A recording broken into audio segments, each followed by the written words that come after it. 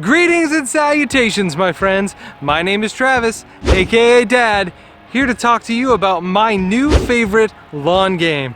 So if you're looking for some summer fun that you can do with your family and your kids, get outside and play something different than maybe cornhole, this may be a great game for you. It's called Kubb. So let's get into how you play Kubb and what you're gonna need to know. So what is Kubb and why should you want to play it? Kubb is actually often referred to as ancient Viking chess. It doesn't hold very many similarities to chess other than it does have a king piece and then other pawns that are called kubs. Ancient Viking chess, known as Kubb, was played after Vikings would conquer a village. In a very morbid way, they would play Kubb with the femurs and skulls of their victims. It is now much more modern and less morbid and is played with wood. You can pick it up for about $40 on Amazon, or you can make it just like I did, and it only cost me about $20 to make. Alright, so there are three pieces that you need when you're playing Kubb. You need your batons, and your kubs, and you need a king. My set is homemade. I made it out of one long, or maybe it was two, long 4x4s. The kubs are 3x3, and then the king is a 4x4, and the batons are 12 inches long a piece. Now that you've got your pieces, you place 5 kubs on each side of your field. And the field can be as long or as short as you'd like based on how difficult you want your game to be. Now that your field is ready and set up, it's time to play Kubb. To start Kubb, each team is going to toss a baton as close to the king without touching the king. If you hit the king and the other team doesn't, you're automatically disqualified and the other team gets to throw first.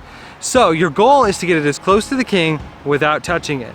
If you do that, now your team gets to throw all 6 batons and try and knock down one of your opposing team's back row kubs. The team that has won the toss, we will call them Team 1. Team 1 will now get to throw all 6 batons at the opposing team's kubs. And then Team 2 will then return fire and throw those batons back at the other team's kubs. If you throw a baton and you knock over one of your opposing team's kubs, at the end of the turn, all of the kubs that were knocked over have to be tossed onto your side of the field, and then you'll stand them up and they will become a defensive player on your side of the field. And they have to be knocked over before that team can then attack your back row. In that way, they become defensive units for you. So it's a way to steal kubs from the opposing team. And they are called field kubs. Once those field kubs have been knocked over though, they can then successfully begin attacking your back row again. And once the field kubs are knocked over, they are out of the play for good.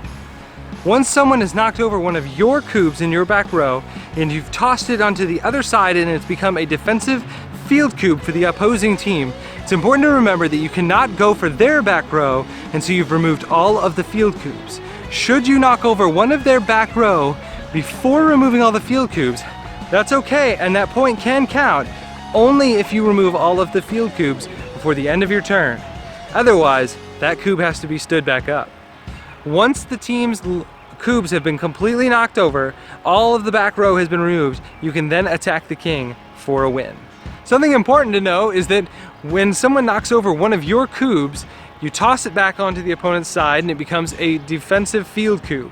If they knock down 2 of them, then you have the opportunity, when the first one gets stood back up on the opponent's side, and then you toss the second one, if you can knock over the first one, those 2 kubs become stacked on top of each other, which then makes it easier to knock 2 down with 1 baton. So there is some strategy involved when placing the field kubs. However, you need to be careful.